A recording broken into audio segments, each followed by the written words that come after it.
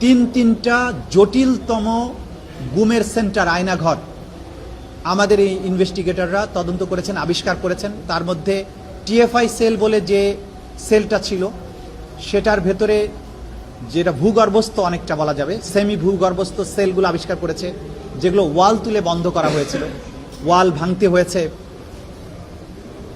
পুরো গার্বেজ দিয়ে সেটাকে ভরে রাখা হয়েছিল, সেগুলোকে সরিয়ে এই ক্রাইম সিনগুলোকে বের করতে হয়েছে। এবং আপনারা জানেন এই কাজ করতে গিয়ে স্বয়ং চিফ প্রসিকিউটর তিনি এই ইনভেস্টিগেশন চলাকালে সেখানে প্রেজেন্ট ছিলেন।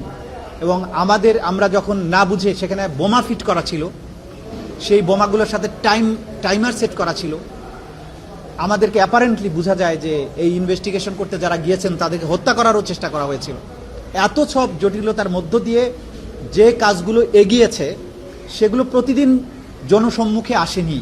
সেই কারণে অনেকেই মনে করতে পারেন যে তদন্ত কাজ কিছু হয়নি।